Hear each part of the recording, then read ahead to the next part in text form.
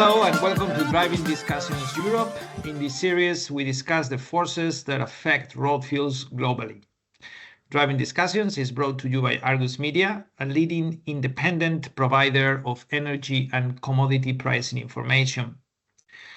The diesel crack in Europe has been trading below $20 a barrel since pretty much April this year. $15 a barrel was considered as normal a few years ago, but it is way below the levels since the war started in Ukraine back in February 22, with a crack that has been trading at about $40 a barrel since. The macroeconomic performance of Europe is weak, but what are the drivers of these low margins and what is the impact in the refinery landscape? My name is Alfonso Berrocal, VP for Middle Distillates and Sustainable Aviation Fuels at Argus Media. And to analyze this topic, we have here today with us my colleague Benedict George, European Associate Editor for Oil Products. Hello, Benedict, and welcome to the podcast. Hi, Alfonso. Thank you for having me. Benedict, let's start looking at the European refineries. Why are the diesel refining margins so much weaker today than what they were 1 year ago? The big problem is on the demand side, really. European diesel demand has declined really significantly over the last 5-7 years, maybe, particularly in Northwest Europe.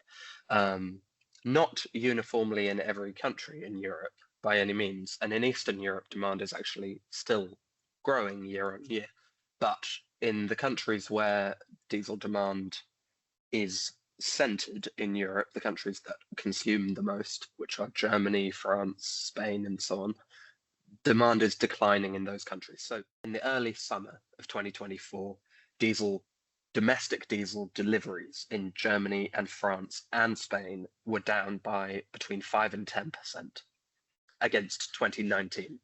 So that's over the last 5 years, 5 to 10% decline in demand. Italian diesel deliveries were roughly flat against the 2019 level.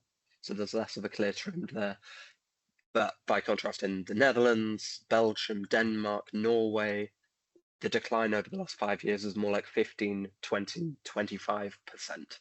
So there's a lot of variation. As I say, Eastern Europe is quite different. In Poland and Romania, diesel deliveries are much higher than they were in 2019. But the average is being pulled down really heavily by Germany and France, really, above all. And in combination with the weak demand side for diesel, there's very easy import supply to Europe at the moment. So for the last 2 months, Europe has actually received regular VLCC, very large crude carrier tankers filled with diesel, which is very rare. Usually tankers of that size, which are too big to transit the Suez Canal, they're the largest class of oil tankers in regular use around the world, and they generally only carry dirty products. So they carry crude or dirtier refined products. But they've actually, several of these, I think more than 5 of these now, have been cleaned and loaded with diesel, which is a huge expense for the trader. It's been estimated to me that the cleanup costs $800,000 each time it's done. So this doesn't usually happen, but this has been regularly happening over the last few months, over the summer. There are 3 of these very large crude carriers on the way to Europe today, with more than 800,000 tons of diesel on board between them, which is equivalent to 5% of all the diesel that Europe consumes each month, just on 3 tankers. The import picture is complicated. There's the exclusion of Russian diesel in the background is still providing some support. I mean, there's no doubt that European diesel market would be even weaker than it is now. Prices would be even lower than they are now if the EU and the UK had not excluded Russian diesel in the way that it did from early 2023. But the reallocation of the Russian diesel into new markets and the reallocation of other diesel like Turkish diesel or US diesel from those other markets into Europe has been relatively smooth, and that process has been really completed by this year. So Russia now supplies almost all of Brazil's diesel imports, for example, and as a result, the US supplies very little diesel to Brazil and has a lot more diesel to sell to Europe as a result. So the volume of US diesel entering Europe now is much higher than in the last few years. And actually, the August volume of US diesel reaching Europe was around 3 times the monthly average from last year and 4 times the monthly average from 2019 before COVID. So the reallocation of Russian and other diesel around the world has meant Europe has successfully replaced the missing Russian diesel, and there's more diesel available from east of Suez at the same time. So there are easy imports and a weak demand picture at the same time. Okay, you have mentioned that demand has dropped in a number of European countries. Some of them historically they are big diesel consumers.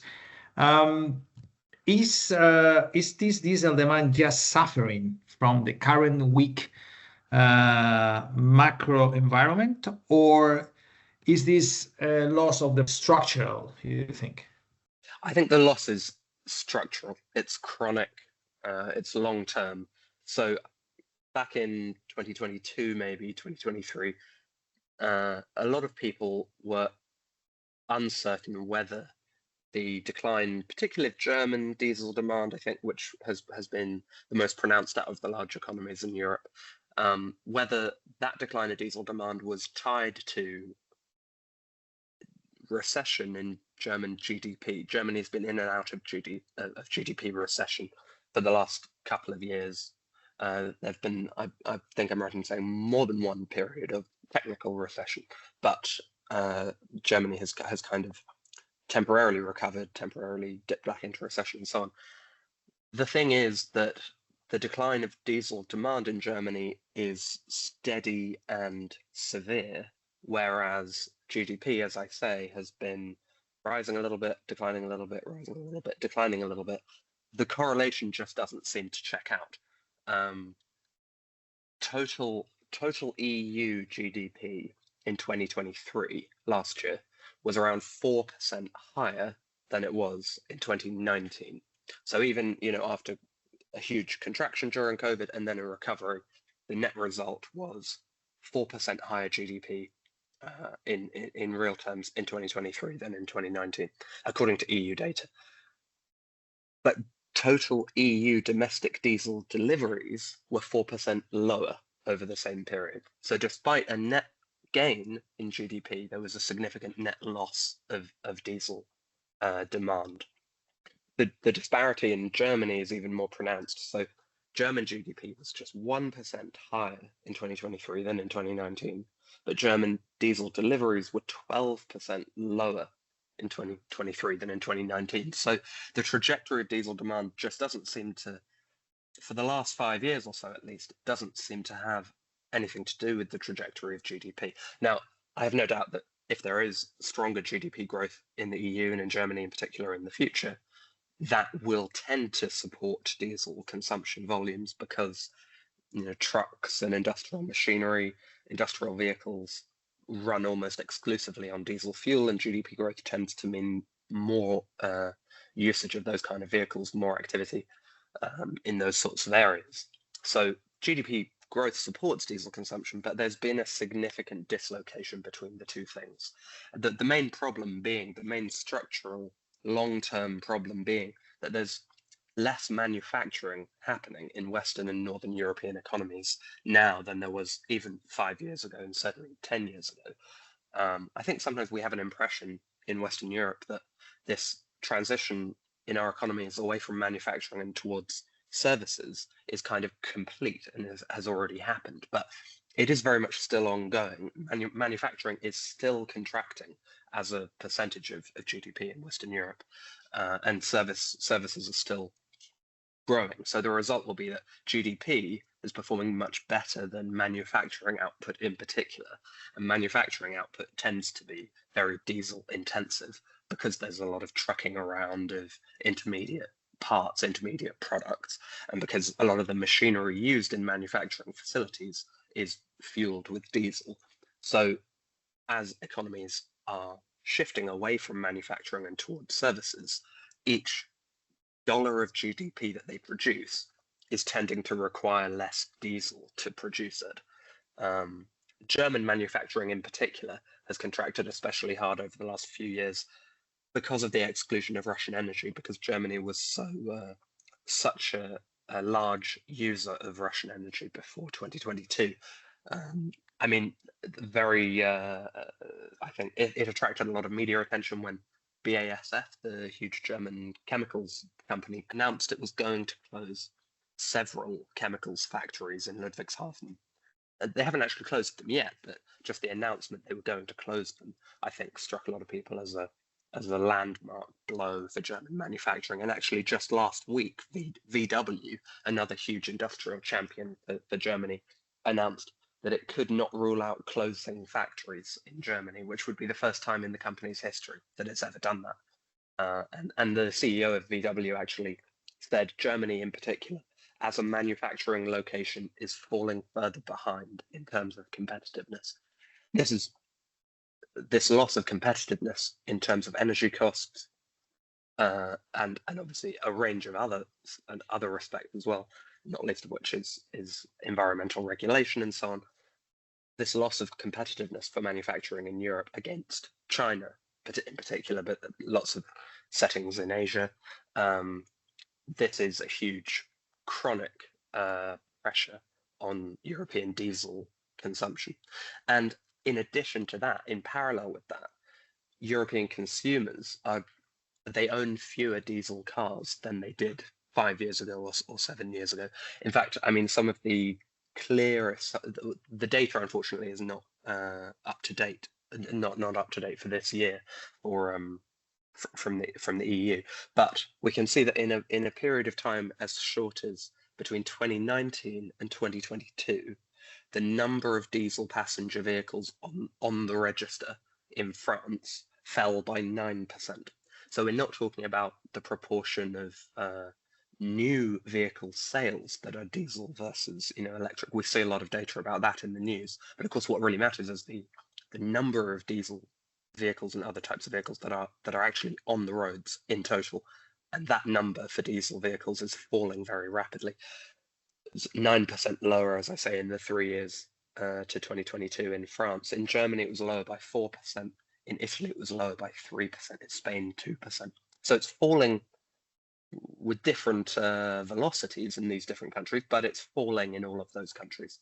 And that's partly because electric vehicles are becoming more popular, but also because gasoline, petrol vehicles are becoming more popular as well. Possibly, I think it's clear that the Dieselgate scandal in 2015, that was a blow for the consumer perception of diesel as a fuel. In some countries, there are higher taxes on diesel cars. There are some respects in which diesel engines are less environmentally friendly, so that has motivated less environmentally friendly than gasoline. I mean, the diesel engines tend to emit more nitrous oxides, and that has motivated, in some cases, higher taxation on diesel cars, which naturally discourages consumers from owning them. And then the third thing, along with the decline of manufacturing and the decline of diesel-intensive manufacturing and the decline of diesel car ownership, the third problem for European diesel demand is the gradual increase of biofuel mandates. So every year or every 2 years, most of the large economies in Europe increase their mandated biofuel blend by 1 or 2 percentage points. And that naturally, all else being equal, that will significantly detract from fossil diesel demand. And we shouldn't underestimate the impact that is cumulatively having over the years. Amazing. Amazing analysis, Benedict. Thank you for that. If we consider, nevertheless, that the supply chain is more fragile now, why, for instance, the diesel market has adjusted so well to the disruption caused by, for instance, the Houthis' attacks in the Red Sea. Effectively, this has added weeks to the delivery of diesel cargoes coming from east of Suez. I think it's a really interesting question. Back earlier in the year, in January and February, when the attacks had been going on well, the attacks really started in December. So when they had only been going on for a few weeks, everybody was asking themselves whether this was going to go on for another week, another 2 weeks. And of course, what's actually happened is they've gone on for another 9 months or so, and they don't show any sign of stopping. I mean, two large oil tankers have been hit by missiles in just the last 3 weeks or so. So it's a surprise in a way that the European diesel market is not more distressed by this. There are some reasons I think we can actually identify, like obviously the weak state of European diesel demand makes the Yemen problem much easier to cope with. And this is easiest to see in the forward curve, in the relative prices of diesel futures in Europe. The most liquid diesel futures in Europe are the ICE exchange gas oil futures. And for the last few months, the futures for the earliest delivery have been pricing cheaper than futures for later delivery, which we call a contango structure in the forward curve. But what it implies is that buyers of diesel will actually pay more for to avoid needing to store the product effectively. People saw the prompt diesel market as so well supplied that they would actually pay a premium to receive the product later, which that in itself, I think, illustrates how the market is very comfortable with the import supply line taking 2 or 3 extra weeks. Buyers in Europe are in no rush to get diesel delivered as quickly as possible. Quite the reverse, in fact. Additionally, it's important that we bear in mind, although since the exclusion of Russian diesel, suppliers to the east of Yemen, so the Mideast Gulf suppliers like the UAE and Kuwait and the Saudi Gulf refineries and India, these are all much more important for the European diesel market today than they were back when Russia was supplying half of Europe's diesel imports. These are all much more important suppliers for Europe today, but it's not as if they're the only suppliers Europe has. Europe gets a lot of diesel from Turkey. Yemen is not an issue for imports from Turkey, of course. An increasing volume of diesel from the US. As I mentioned before, of course, Yemen isn't a problem for that either. And Yemen isn't even an issue for all of the diesel that Europe imports from the Middle East, because 2 of Saudi Arabia's largest refineries are on the Red Sea coast of Saudi Arabia. So the Yazref refinery at Yanbu and the relatively new Jizan refinery. And both of those are supplying regular diesel cargoes every month into Europe, and the cargoes don't need to pass Yemen. So additionally, the Maidor refinery in Egypt, which is near Alexandria, has just this year started producing European standard diesel and regularly supplying European standard diesel into Europe. So there are a lot of suppliers Europe can turn to without worrying about the disruption around Yemen as well. I think it's interesting how there have been some curious side effects of the disruption around Yemen. And I mentioned before how there are now regular, very large crude carriers cleaning up in order to load diesel to bring it to Europe. And I don't think that would be happening if it weren't for the disruption around Yemen, because one of the key disadvantages of that tanker class in the diesel trade is that tanker class can't fit through the Suez Canal. So will always have to go around the Cape of Good Hope in order to get to Europe. But of course now, almost every tanker is going around the Cape of Good Hope anyway, so that has disappeared as a distinguishing factor between the tanker classes. And the usage of the very large crude carriers also, I think, points to how the Asian market for diesel is simultaneously very weak. It happens to be very weak at the same time as the European market is weak. The weakness of the Chinese real estate investment sector is a big driver, we think, behind low consumption of diesel in China. But one way or another, China and Asia in general are consuming less diesel year on year this year, and that frees up more tankers, more diesel from the Middle East and from India to head to Europe. Despite the longer journey, sellers in those countries are almost in a position where they will set their price at a level that makes their product move, because with a weak market in Asia and a weak market in Europe, their alternative would be not to sell their diesel to anybody.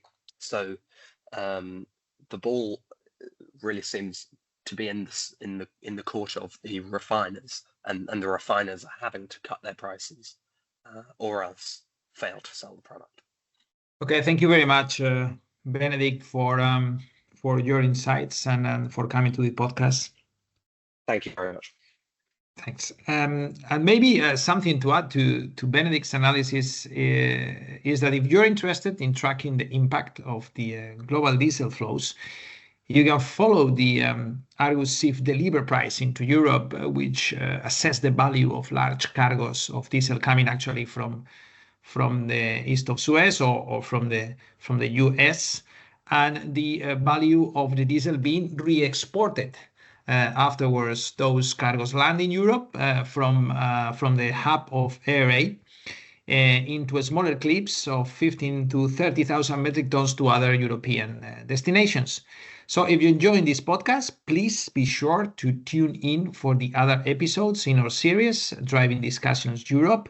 And for more information on Argus Global Refined Products coverage, please visit argusmedia.com/oil-products. Stay safe and see you the next time.